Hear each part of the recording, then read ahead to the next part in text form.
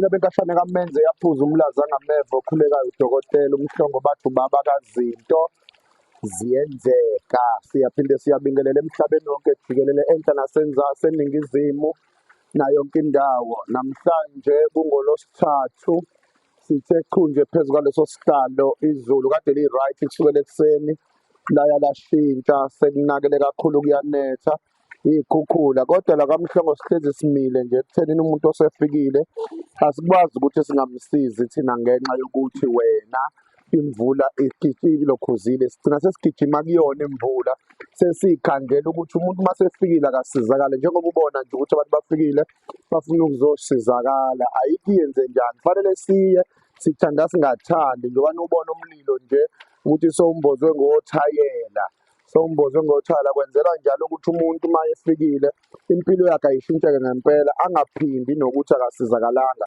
Sike sikuqikelela-ke kaMhlongo ukuthi wonke umuntu ofikile ngempela akafiki impilo yakhe ingafani nakuqala ngempela.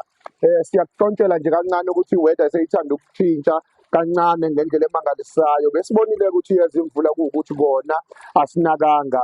Namhlanje siza ney'ndaba ezinhle-ke nezimnandi zokuthi sisaphinde sisabatshela abantu ukuthi kuyasetshenzwa lekhaya kuyelashwa zonke izifo. Umuntu oxakekile ngendlela eyahlukahlukene uyasizakala. Ngicela ukunitshotshela nje omakhosi abasebenza emvuleni ukuthi konakele ngendlela emangalisayo. Naba bamanzi bamanzela nina njalo ukuthi ngempela izinto zenu zishintshe njengoba nibabona nje beyikhanda ngokusizakala noma ngokusizakala kwenu bayayikhanda. Siqonde ukuthi nje la kaMhlongo kona wonke umuntu othwasele ekhaya walashwa lekhaya lempilo esiphila lekhaya kaMhlongo nakuzona zonke iy'godli iyaphilwa. Ngiqonde ukuthi makwakhona udokotela noma inyango wawayibona la kuleli YouTube noma wayibona kule page la Dr. Mhlongo iya kuyona, sondela kuyona ukwazi ukuthi ulekeleleke. Asikho isidingo sokuthi ungaze ugqilazeke uze la kukhona abantu abasey'ndaweni ey'hlukene esihlezi sibalethela bona.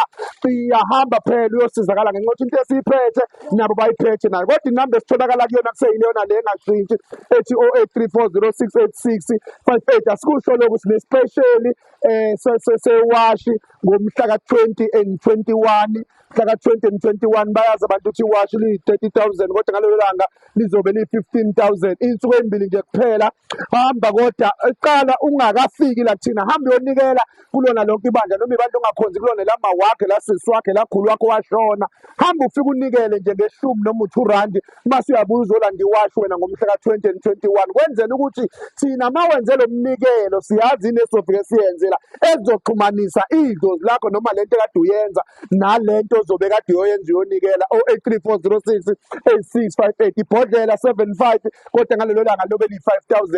Labathi izinto ziyenzeka bathi osisi ngeke uphile ungenalo ngoba bayawazi umsebenzi wayo, bayazi ukuthi uma lalela bhodlela impilo iyashintsha. 0834068658 kulungile. Sibambe nevidiyo elandelayo bengikuthintela nje ukuthi izulu selishintshile. Sina sibongela lo muntu-ke okuyena ofikile kwashintsha izulu ukuthi kushuthi into zakhe bake basho abadala ukuthi izulu luphawu oluhle ema-conference ezokwenziwa. 0834068658 asibonge kakhulu papa yini.